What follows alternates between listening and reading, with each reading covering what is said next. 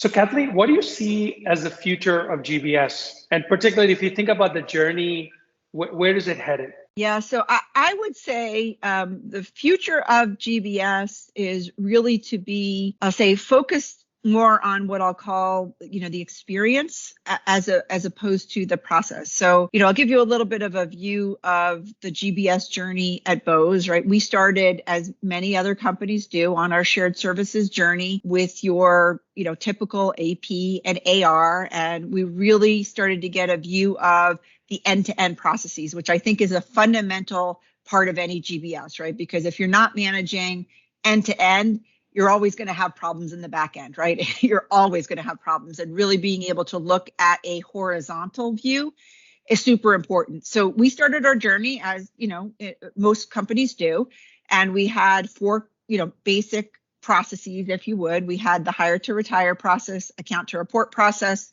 order to cash process, and source to pay process. So those were the four processes that we had. And even the organization was structured, I'll say, in a process prime way, where there was a process owner for each of those areas, looking at design and health of the process. And then we had an operational organization that was working on executing, towards the health of the process, if you would.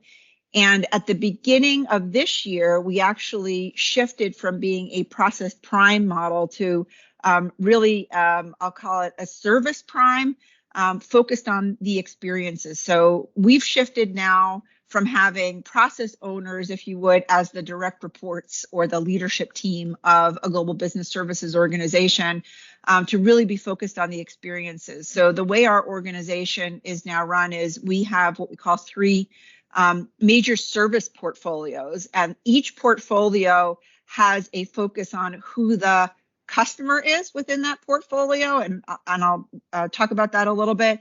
We also have a focus on what is the best, I'll say, efficiency, agile, flexible way to be able to operate on behalf of that customer. And then, our third criteria is really around data to impact in everything. So the three service portfolios we have, and I mentioned this when I talked about the scope.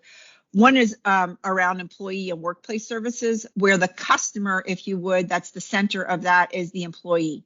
So everything that we need to be able to support an employee's productivity, from onboarding them, to our rewards and recognition program, to the physical space, to a new laptop, to I need help for, any various things, you name it, that help support center kind of. We have that within our employee and workplace services. So even if you think about traditional IT, we've moved employee help from an IT, my PC doesn't work, I need a new application. We've moved all of that out of our digital service into our employee service, because ultimately it's around employee productivity. And then we've got an operational service portfolio that's really focused on, I'll call it the enterprise productivity. So this is about keeping the engine running, right? So that is really where the transactional pieces come in, as well as the procurement pieces, because in order to have a really robust operational engine, and be able to support the enterprise, if you would, you need to have a really robust sourcing organization as well, that is looking at ensuring we're not buying the same tool in multiple places for, for somewhat different purposes, really being able to connect the dots on, professional service engagement. So we've got an operational services that is focused on the enterprise. And then we've got this digital and data service area. And really the focus of digital and data, the customer, if you would, is the business strategy. And so the way that we have that focused is we want our, I'll call it IT, our digital group, as well as our data team, to be really focused on what are the highest value impact system, cyber, information security data to execute against the Bose strategy, which is ultimately serving the customer. And so that is how we're now structured with these three major service portfolios. And then obviously we've got a foundational element that we call our strategy enablement foundation. And strategy enablement is a combination, I'll say, of program management, agile and lean, Six Sigma lean coaches, as well as a communications track, an education track, et cetera. So really moving away from process efficiency as the ultimate end state, if you would, and moving towards what is the experience the employee has, what is the experience the customer, the end paying customer, and or in our case, right, automobile manufacturer, right, an OEM or a reseller or whatever it may be, really getting to the experience. And are we optimizing the experience through use of technology through an end-to-end horizontal process view? So I think that's the future of GBS. That's the step that we're taking, and really starting to see some fruits of our labor and being able to integrate service delivery in a more customer experience type of way. Kathleen, I find that extremely intriguing because, we've seen industries go through this process of managing from a product to experience management. Retail, for example, we've seen that, right? How Apple does it. They kind of focus on the experience itself. So I'm really curious to see how that goes.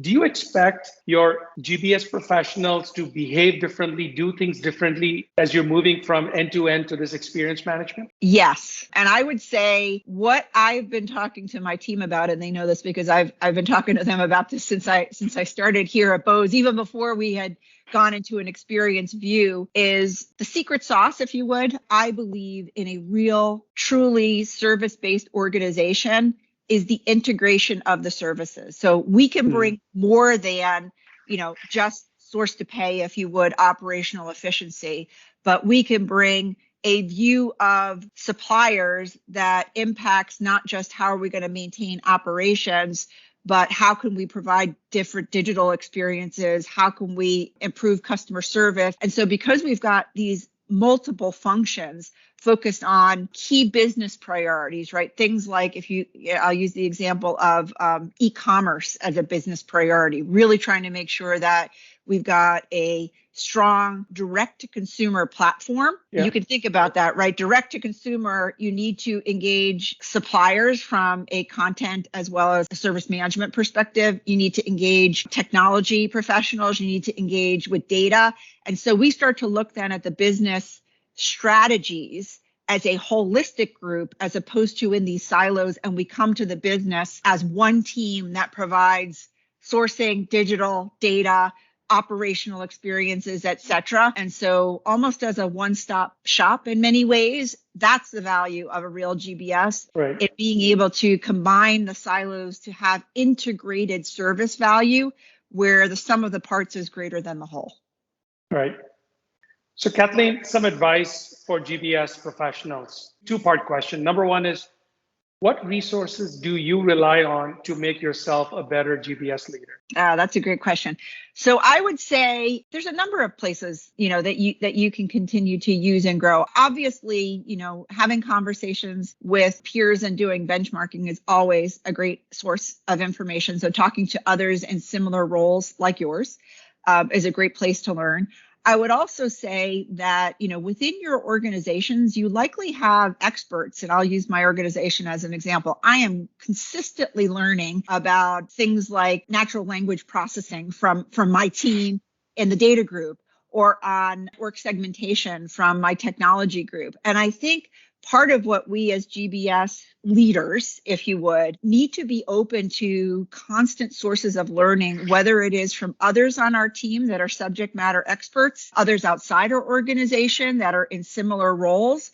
But I would also say really being I'll call it a student of the world, because I'm sure many of you read, whether it's the Washington Post or the New York Times or whatever it is, there's a lot of trends to stay current on, and how the world is changing is something that we're all trying to keep up with. So I would say being as open as you can to as many areas for continued opportunity for learning, but it's inside and outside of your organization. Right. Just to follow on that, Kathleen, a final question. What advice would you give to professionals who are starting out in GBS, want to be in GBS, grow their careers in GBS? What should they be doing to be more successful? I would say in order to be successful within a GBS organization, of course, I would go back to thinking about ultimately who's the customer that you're serving, and to measure yourself on the way the customer measures you, if you would. I would say one of the things that I would say to continue to grow and learn and to really move up your career, because what I found is if you're solely focused on operational effectiveness and efficiency, you will not build the relationships that you need within the business, where the business is then viewing you as an enabler, right? They're viewing you more as a crutch than an enabler, to be honest with you. So I would say any professional within GBS, yes, you need to be a subject matter expert, you need to be good at what you do, but you need to have a view from your customer's perspective on, are you making them successful? Are you making them more productive? Are you ensuring that they can be secure in the business that they do? So that would be the advice I would give. Kathleen, thank you so much for making time and sharing your wisdom with us today. Thanks again. My pleasure.